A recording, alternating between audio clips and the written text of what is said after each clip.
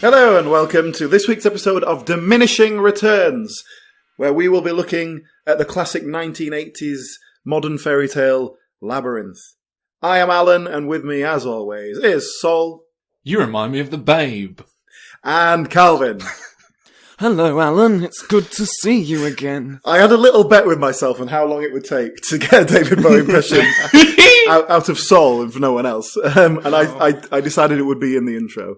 I love doing David Bowie. You need to pretend that you're going down a cobbled street on a bicycle, and that's just David Bowie. I'm trying to physically get an impression out of me without trying, and it does work quite well from the sounds of it, Alan. So, Alan, this was your choice. Why are we looking at this? You're the last person out of the three of us to pick some kind of kids film, childhood fantasy film. Yeah. Well, yeah, I guess it must be something I saw in my childhood. I'm the right sort of age for it, I suppose. So I've definitely grown up with it, but I watched it last year sometime for the first time in a long time, and I was like, "Wow, this really holds up. I really find this impressive. I think it's a great film and a great modern fairy tale." So, and then I don't know what it was specifically. We were talking about something, and I was like, "Oh, we should do this." You've just heard where I'm coming from with Labyrinth. What's your guys' history with it? I think I've made it fairly clear I'm a huge David Bowie fan on the podcast. So I don't know, have I? I can't remember how often it's come up. But I am. I love David Bowie. He's my favourite. So I have a weird relationship with this film because to a lot of people, David Bowie was the guy from Labyrinth. But I'm one of these people who liked him for his music.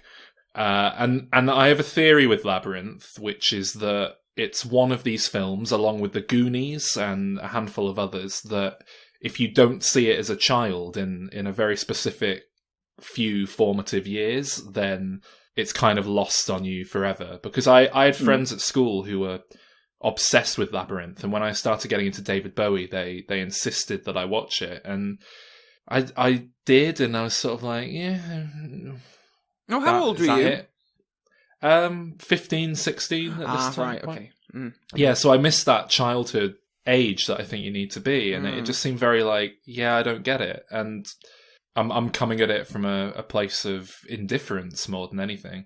Well, I'm coming to it really fresh. Like, I saw it for the first time a couple of days ago, all the way through for this recording. I'd never seen it before. I'd definitely seen bits of it, and the first 10 minutes I quite vividly remember, but it frightened me a lot as a child, and I couldn't sit through the first 10 minutes. Sake.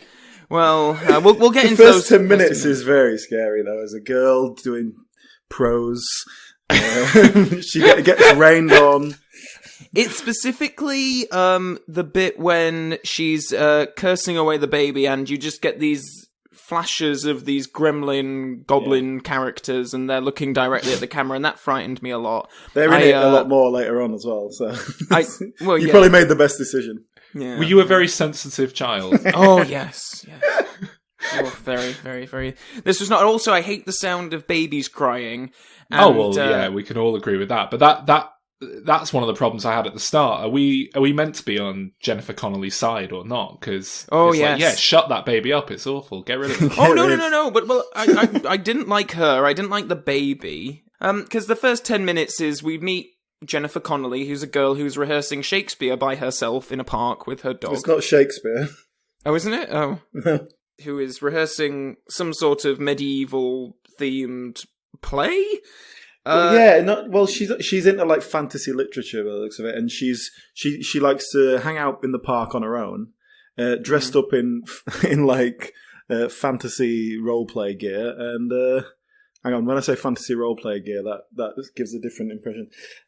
Dressed up in a like Renaissance outfit, and just reads things out of a book or tries to remember them. Like, she's pretty cool. Is that what it was? I thought she was rehearsing for a play. I thought she was rehearsing. No, well, I don't know. It's not that.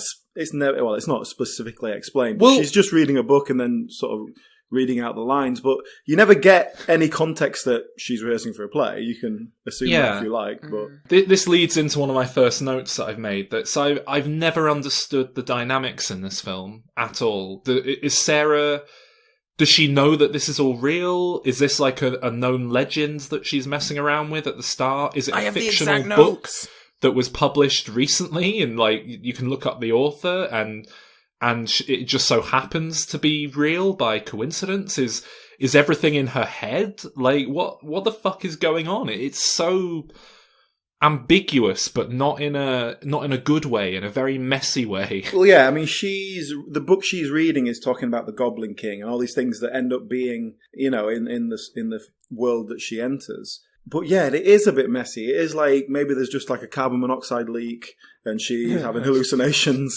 and then she wakes. But in that sense, it felt very Wizard of Oz, and like she kind of goes into this fantasy world. She meets these characters as she goes along, and they help her and all this sort of stuff. And then at the end, she's like, "Oh, and you were there, and like a dog was there, and like all this other stuff." So it's all kind of these elements that are in her world that get dropped in some detail or other, Yeah, but at the start of Wizard of Oz, Dorothy isn't rambling on about munchkins and seeing a wizard or anything, whereas here Jennifer Connelly is talking about this Goblin King, and I'm like, is this some like big, I'm assuming maybe American like folk tale or something? Nah, it's all made. As far as I know, it's all made up for the film. Because she just talks as if I should know that when she's cursing away this baby, that's shit. It's like, even in like Candyman, they have to explain that you have to say Candyman 5 times in the mirror for him to appear. It's like, it was just weird, very strange. I wonder if a lot of stuff had been cut from these first 10 minutes, because it felt the pace was just really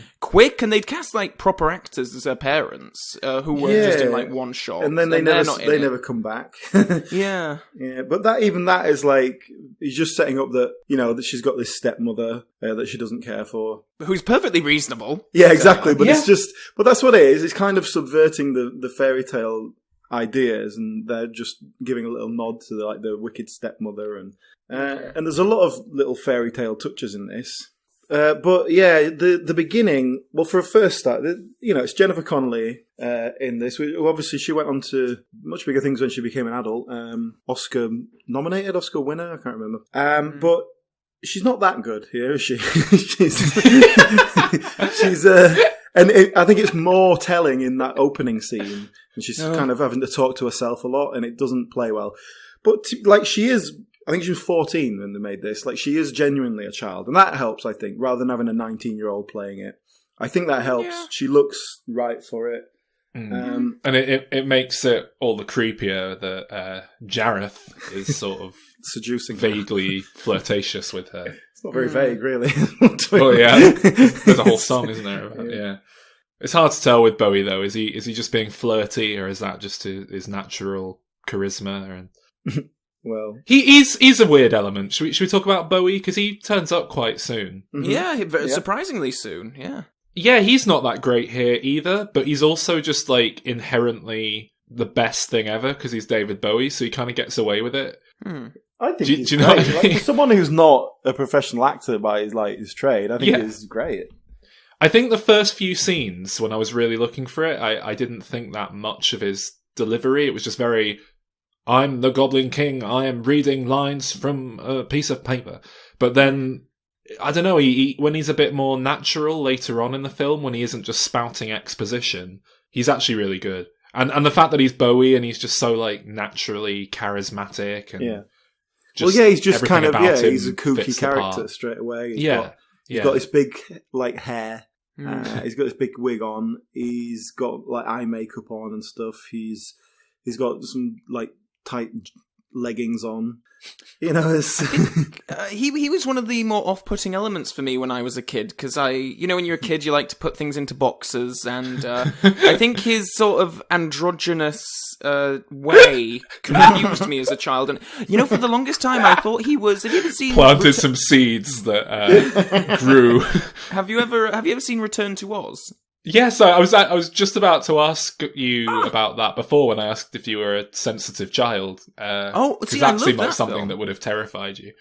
Did it not scare you? It did, but I was all right with it. You know what it'll be? It's because that one gets scary when you're already like an hour into the film and you're sort of like, well, I need to see how it ends now. Maybe that's it. I don't know. Like, well, I guess we'll talk about this more when we talk about the puppets. But I have a real aversion to puppets by Jim Henson.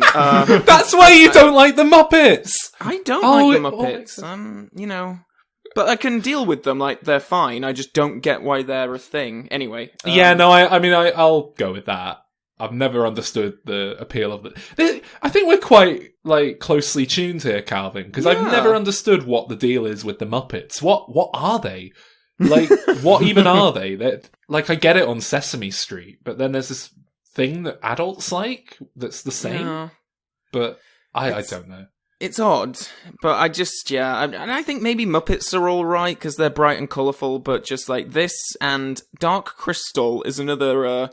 Henson film that I've never seen. Yeah, me neither. But again, just the front cover of the video terrified me. There's just something about, these puppets, this design that's just really unappealing and ugly and scary. I don't like it. So, talking about the puppets here, I've got to say, the thing that stood out for me watching this again was how remarkably good the puppetry was and the puppets that were made for it were on the whole, I thought. That's definitely a note I've made as well, yeah. Yeah, and Jim Henson really was a pioneer in puppetry. You know, before him it was all wooden things, and he kind of pioneered the idea of felt puppets that could have facial expressions and so on. And yeah, I thought this film, its real strength was the life and character given to the little puppet people. And some of the special effects are quite remarkable. That big, what's that thing called, Alan? The big, massive one that's someone in a costume. Yeah. That thing, when I was watching it, I thought nowadays this would be done with CGI and it wouldn't look as good. Yeah, I mean, I one of my major notes, and I think something that really makes me like this film is I'm genuinely awe-inspired by some of especially when it's these big scenes with the big dance numbers and stuff, and it's like there's loads of puppets doing all sorts of different things, and there's 125 people hidden in the set somewhere, doing puppets or just someone moving eyes with a remote control and all this sort of stuff. The other thing I really like about the puppets in general are the design and production design for the whole set. Just so many different ideas, really clever things, really just great characters. Like, for example, when she falls down a tunnel, all these hands grab her, and then they form faces with just great, and using so many forms of puppetry. It's such a range of different things. But all so fluid, so natural. You buy into all these characters. You can see that they're hands. There's no pretense about it, but they create faces. It's amazing. It's really great, and I think that's what really wins me over about this film. There's a scene with the little pink things that throw their heads off, which looks pretty shit. But apart from I was going to say that's the one bit where it goes to pot, and the special effects are appalling. But everything else in the film, the effects are quite good. I don't doubt that the craftsmanship behind the puppets and the set design and all that is really good. And there's one beautiful shot when the characters later on in the film where they're trapped in a house and the camera pans all the way up the house, and then the monster breaks open the roof, and just looking into it looks all like it's in camera. It's all models, but it's really impressive and well done. My problem with it is that everything is so ugly and brown and murky and grey, and I think part of the appeal of something like Alice in Wonderland or The Wizard of Oz is that you escape your drab, boring life and you go into this amazing, colourful, fantastic world with all these eccentric creatures. But this is just sepia and hideousness, and I don't want to be in this world. I agree that the colour palette really lets the film down. But I wouldn't call it an ugly film by any stretch of the imagination. I think the designs of the characters and the set design is still really quite nice, even though the colours perhaps could have been... Yeah, it's a good point. I mean, I hadn't thought of that, to be honest. It hadn't occurred to me when I was watching it. But you're right, it is very brown and sort of colourless. But I think that is a deliberate choice. I think it is a deliberate, with the anti-Wizard of Oz kind of thing. I think that's probably what they're doing. Yeah, and I just don't like that. But we've kind of got ahead of the plot, haven't we? So she wishes for this baby to piss off. She says the Goblin King can have you. And then it happens, the Goblin King, Jareth, steals her baby, and she has to follow him. And then there's some even more arbitrary nonsense about how she now gets 13 hours to solve the labyrinth and rescue the baby. And it's all these rules that just have no... It's just so arbitrary. There's no justification or reason behind any of it. Especially later on when Bowie just sort of goes, oh, you've annoyed me now, so I'm going to remove a load of hours from the clock. And if he can do that, why is he giving her 13 hours to ruin his plan in the first place? He can do whatever he wants. Exactly. So why does he even give her a chance to defeat him? Well, he's a sportsman. There's a really nice streak of very classic British humour in this film, which is no doubt down to the writer who was one of the Pythons, wasn't he? Terry Jones, yeah. But he was only one of the writers, apparently. This is in my little bit of online research that I did. He's the credited one. But apparently there were a few more that makes sense. I think he did the first draft. Yeah, the thing I was reading was basically saying that Terry Jones wrote a particular score and Jim Henson was like, okay, that's great. I'm just going to change this. And then, like, George Lucas did a draft of it and all this sort of stuff. But yeah, I mean, he said it is quite British, and it was filmed in Britain, of course, and so that's why there's these very British accents as well. Like from Jennifer Connelly in some scenes. Yeah, I mean, the film really is just her kind of slowly making her way through this maze, isn't it? This weird... Is he called Hornswoggle?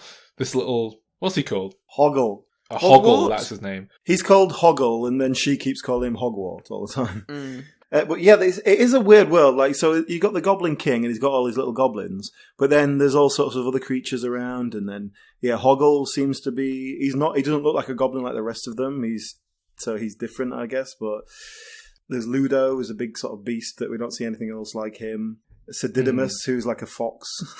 It's like it's just a random thing. I would say the point that fox shows up is pretty much the point that the film stops dead in its tracks for me. I don't know what it is about that specific moment, but it just kind of loses me there. It came a bit later for me, but yeah, it kind of after that, it descends into quite a lot of big battle sequence where they're attacking the goblins. And they're in this little village. And I did get bored with all that bit. It was just like, all right. Yeah. Right. There's some crap with some old woman trying to put things like in her pockets or something.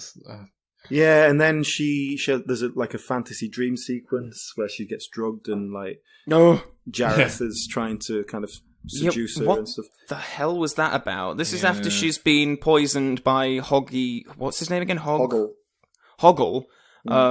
Because otherwise David Bowie's going to banish him to the eternal stink swamp or whatever that they go through, which is just an excuse to have a load of farting sounds, and I hated that scene. I hated that scene. Yeah, that farting swamp. It's pathetic. Yeah.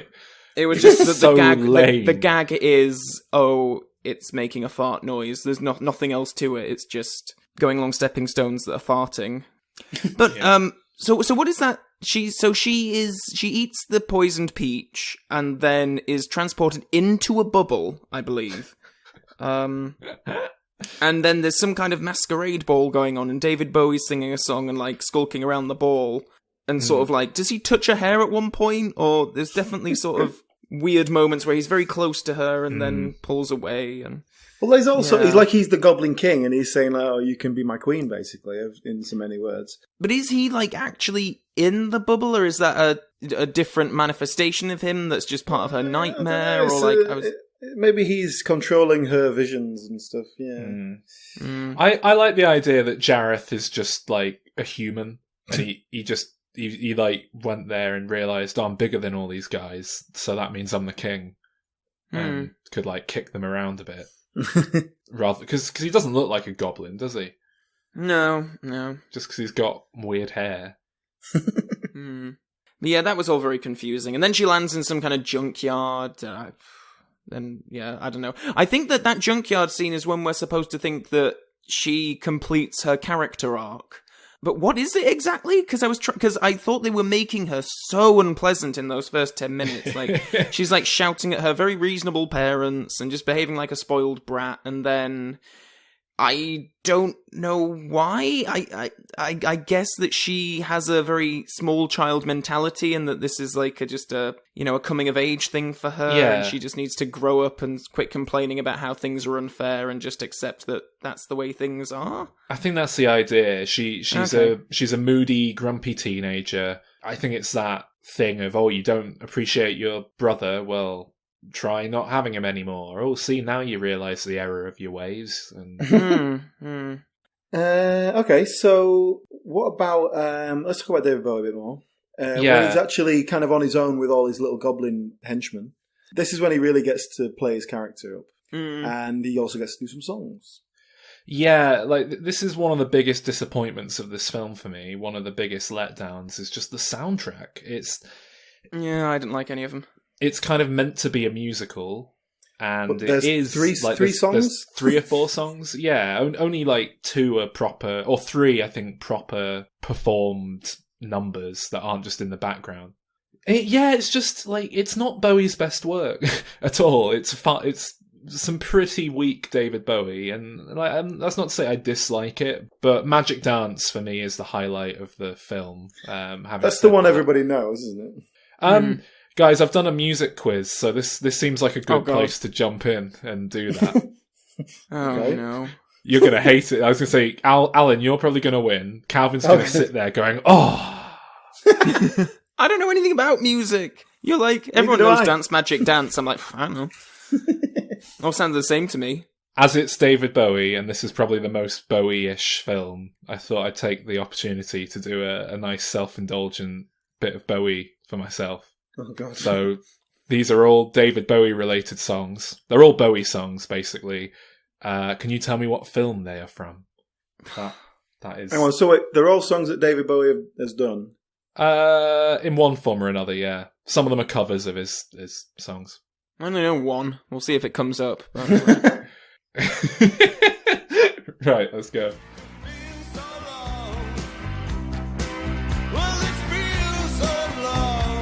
Oh, is it, do I have to say the film? Yes. Is it from Inglourious Basterds? It is not from Inglourious Basterds, although they did use it in that. But that's Tarantino. Surely that counts.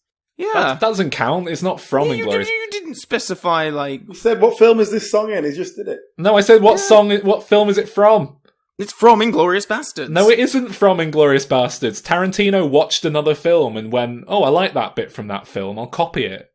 Is it from Cat People? It is from Cat People. Right, okay. All right, point to Calvin.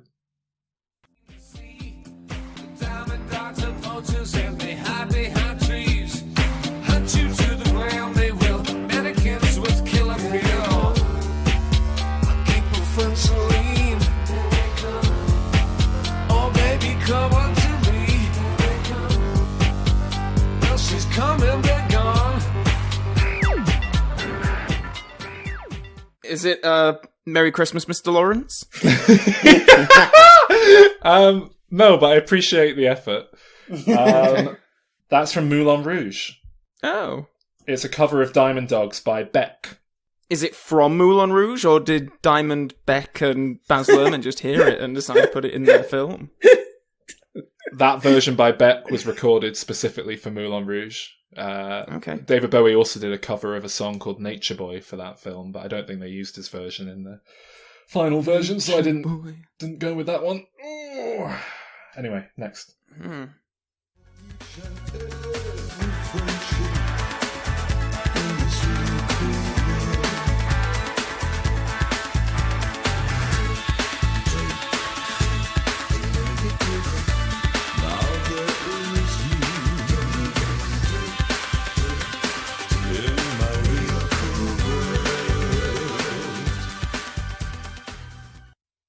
Now that was specifically the theme of a film.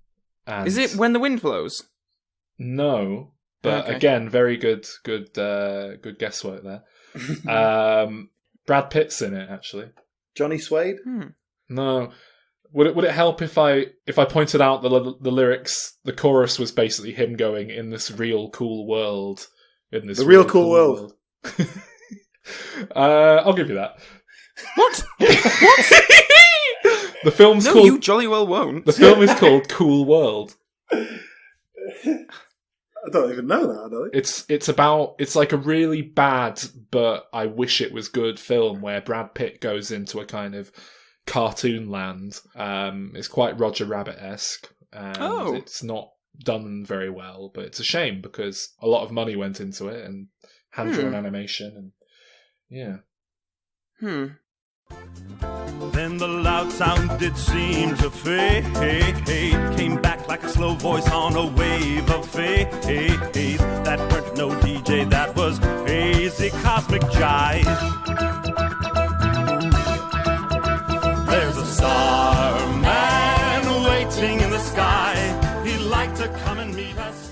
I mean, obviously that wasn't Bowie, so I'm guessing it was in something else. I'm going to guess at, like, Spaceballs. I think it's going to be in some kind of sci-fi knockoff. No, but again, I do like your thought process here, Calvin. No, it's not. No, it's John C. Reilly. I'm going to tell you. Oh, really? Is it the Walk Hard? It is Walk Hard. Yeah, half Very well done. That's the he does Starman on his little variety show he hosts briefly in the 70s, but yeah. Right, next. Quando as coisas do coração não consegue compreender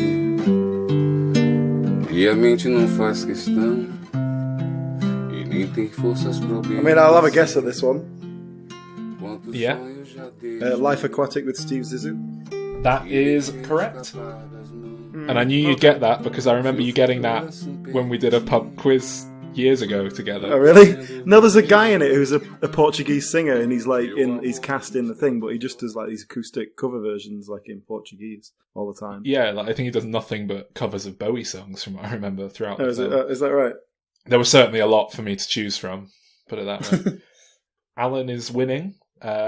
Even not counting that point that was dubious, he still has one more point than you, Calvin. Oh yeah, that point that was dubious, and then that half a point that you gave that you practically gave him on a platter. Fine, okay. No, even not counting that point, he's still beating you. Yeah. No, it's all right. I know where you stand on this. Right. It's fine. I mean, I get an actual right. Like, I have to give 2 correct answers to get like 1 question right. But Alan can not even answer it. You just like mouth the words to him. And yeah, that's all the points. Anyway, there's at least one. There's at least one that I know you'll get, Calvin.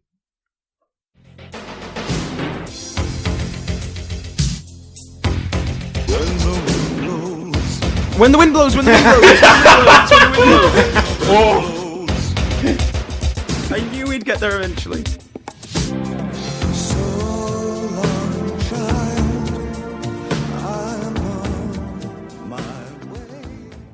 I remember it being a very odd choice of song for a film about 2 old people dying of radiation poisoning. It's bizarre, isn't it? And again, not Bowie's best. Nicely done, Calvin. You've caught up with Alan now. You 2 are drawing. Really? Yeah. Right, next. Okay. What kind of magic spell to use? Slime and snails, or puppy dog's tails, thunder or lightning, then baby said, dance, magic dance, magic dance, magic dance, magic dance. Oh, it's Labyrinth. No, it's not. It's from Labyrinth, but I bet it's a cover for something else. I got that it was from Labyrinth, so I assumed that wasn't the answer to the question, because although it would have been a bit obvious. It's from Labyrinth. Is that the answer? Yeah. Oh, right. It is, of course, a version by Electric Six. That's why it's of played. course, yeah. Of course. Which one of you got that? Me. Well, Calvin said it because I thought it was a trick question because it was so obvious. No. So I didn't say it. It took me until the very end of the clip to even know what it was. I watched this film like 2 days ago. That's the big song, Calvin. That's the one. Calvin, you're winning, but I think Alan might have a better chance at these last few, so we'll see how it goes. Let's dance, put on your red shoes and do the blues. Dance the blues. Let's dance the blues. Flight of the not do Conchords. the blues.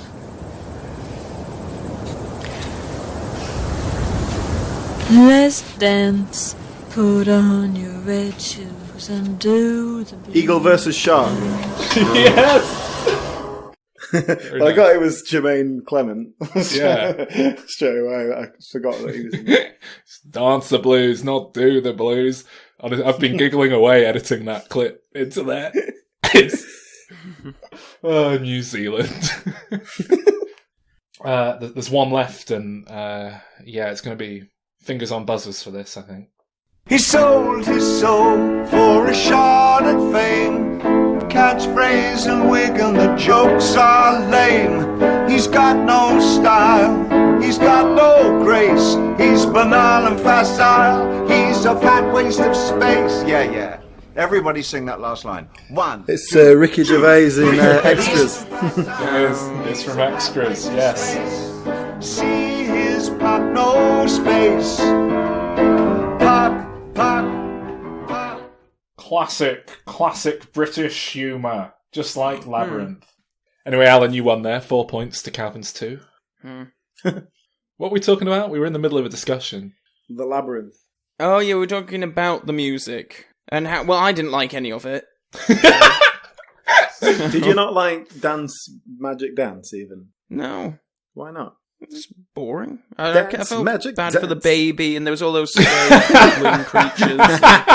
I was just really uncomfortable watching a baby like genuinely crying in the middle of all these puppets, and it's sort of like. Oh, I love that. I think I'm pretty sure I told somebody once that I was the baby in Labyrinth. Because I'm the right age for it, and I think I've heard this anecdote before. I think I did. Just when you just lie to strangers for no reason. Well, not really, but I mean, I just for a laugh, Yeah. Should we talk about the climax? I feel like we haven't, because she eventually gets to Jareth's castle. What even happens? I can't remember the climax. Well, I was going to ask you what happens, because it just sort of ends. Like, he's singing a song and going around these steps, and they're not on the same, like, angle and all that sort of thing.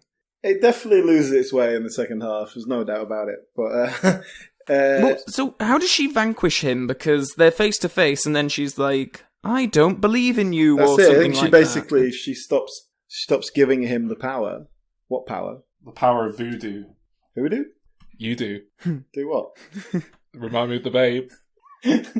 So what happens at the end of the film?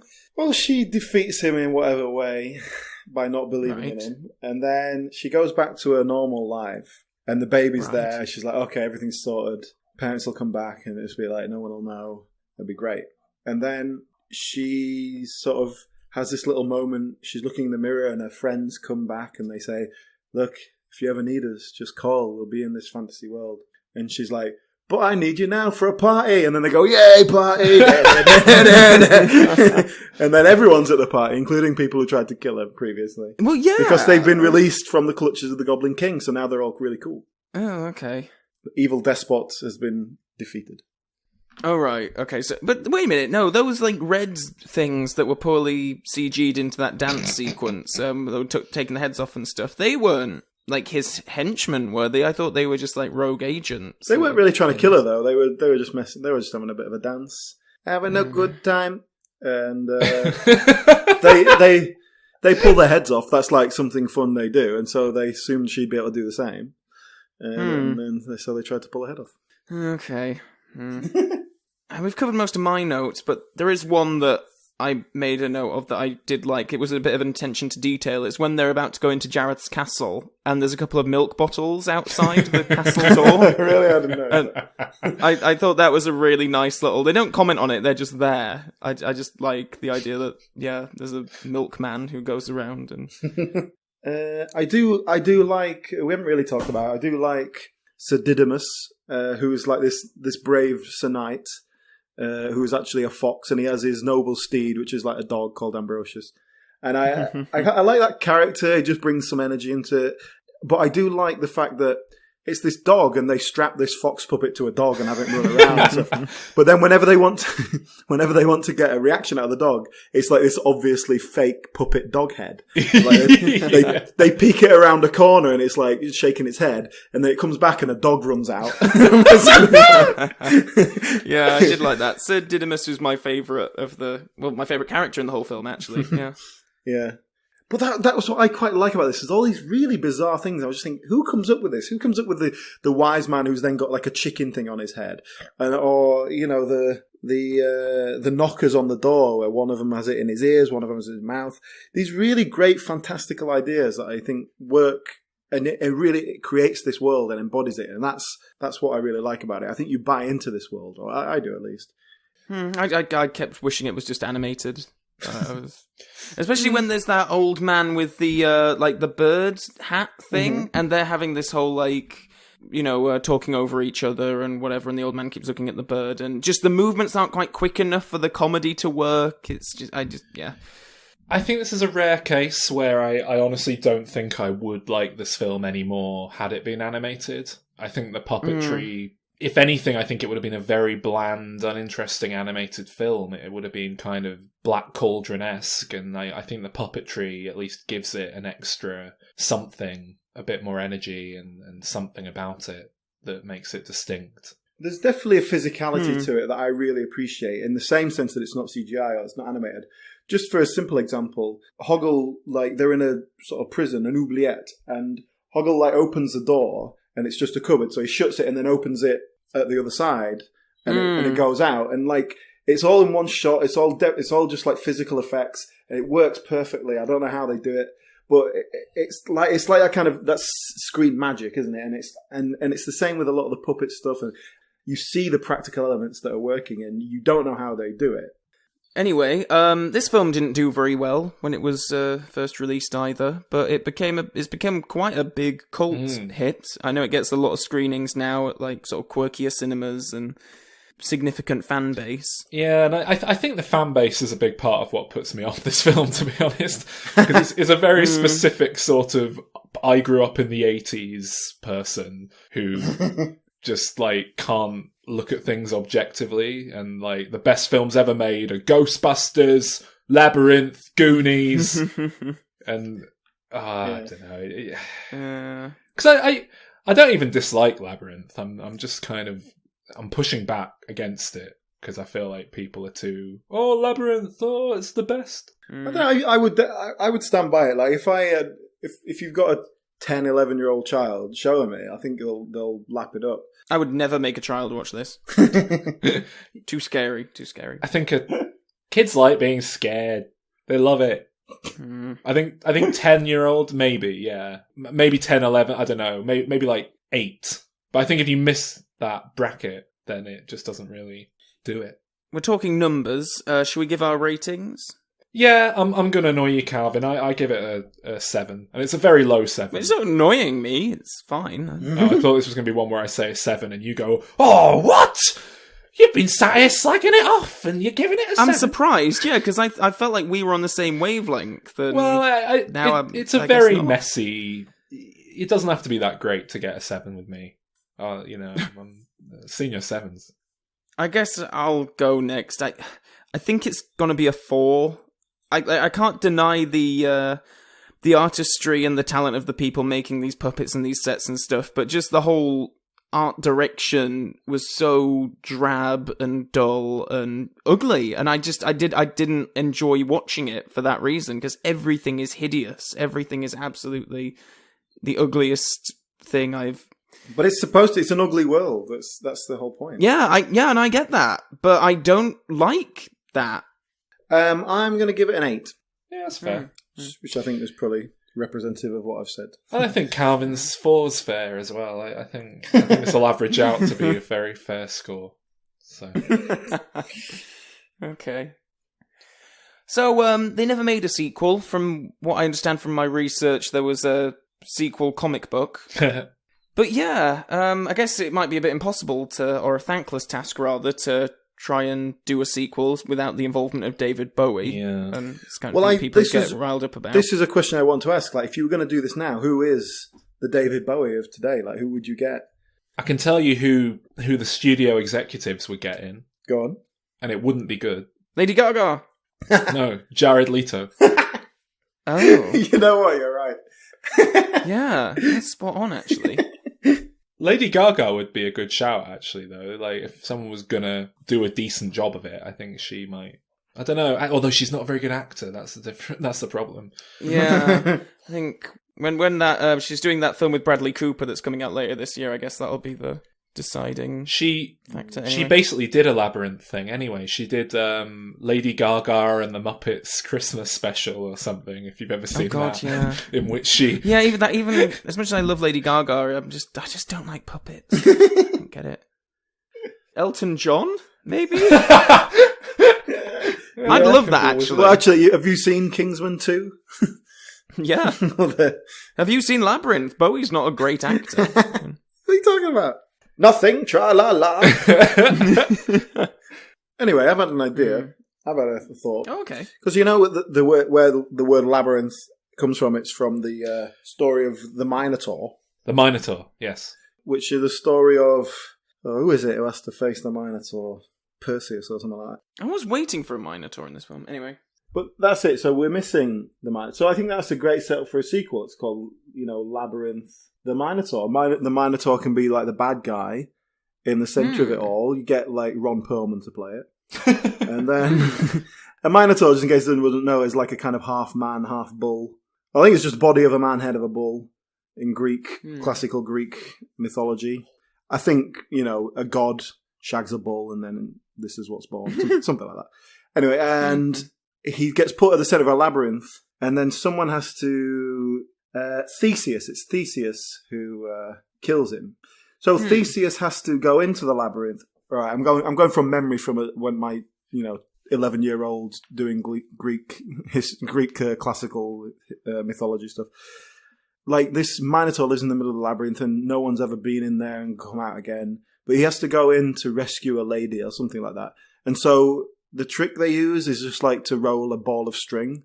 Do you know what I mean? Like tie a ball of string at one end and then so that keeps track of where he's been, and they can follow the string back to get out, which I don't know if is particularly clever. That's obviously that would be day one. It's better than breadcrumbs. So I'm thinking we could work that out. You could, Greek mythology is just fairy tale nonsense anyway.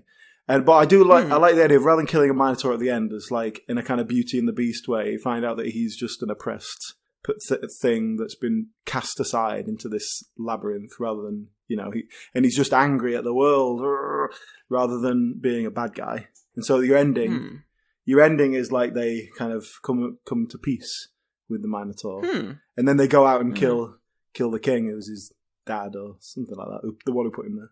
I did wonder if they were going to do something like that with Hoggle in Labyrinth, because there's a couple of points where they make reference to turning into a prince or something, and I wondered if that was set up for later on, where he was actually going to be a 14-year-old boy Jennifer Lawrence could take back to reality with her, but they didn't. But no, that makes sense. Your pitch, Alan. That's your structure right there. I prefer the family-friendly version where the Minotaur's like the good guy at the end, and then you can have like the sort of third act where they come out of the labyrinth and work together to defeat the oppressive king or whoever it is.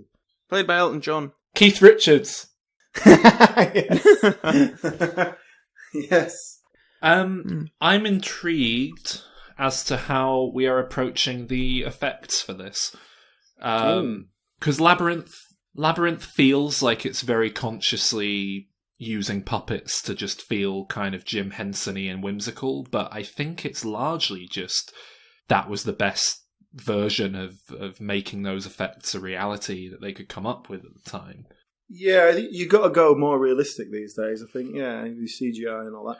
Well, do you? I don't know. Is Labyrinth's appeal not that it is this kind of Muppet Show film? I don't know. Yeah, I think much like how they brought the puppet Yoda back for The Last Jedi, I think you'd piss off the fan base if you didn't have puppets in this. Yeah, I think puppets with CG enhancement would have to be the way to go. On the other hand, that puppet Yoda looked really shit in Last Jedi, so a whole film of that instead of just like a quick cameo might be a bit much. It might not work as well. Mm. What about music then? Is this going to be a musical or have 3 songs in there that don't really... Phil Collins will write the music. Oh, God. Jesus Christ. This is going to be terrible. Can we get Angela Lansbury in this at some point? Yeah, why not? Like, get Kelsey Grammer in as well. Yeah. David Hyde Pierce. Oh, he can be the Minotaur, the Minotaur. Kelsey Grammer? Yeah, he'd be a great Minotaur, don't you think? That's because of his X-Men role. You think? No, I'm thinking of Tim Curry in Legend when he's done up like the devil. Imagine that on Kelsey Grammer. But yeah, all the time they're going through this labyrinth, they're scared of the Minotaur, but we don't see the Minotaur. And they come across other little things that they have to deal with, other challenges, other creatures. And they finally get to the Minotaur, and it's like this plush kind of Edwardian drawing room, and he's sat there with a pipe playing chess, listening to classical music. He's like, "Oh, hello. I wasn't expecting you." I could swear like an episode of Animaniacs or something did this exact thing, this exact joke. You might be right, actually. I could swear I've seen this somewhere. So you're happy with the Kelsey Grammer pitch there? Kelsey Grammer's the Minotaur. Someone does some songs, Lady Gaga or Keith Richards, or someone will do it. It doesn't matter. I think it should just be a council of aged musicians like Elton John and Keith Richards, Paul McCartney, Madonna. Oh, is what's her name still around? White Cliffs of Dover. What's her name? Vera Lynn. She's still alive. Yeah. Get her in. Brilliant. She's played by Angela Lansbury.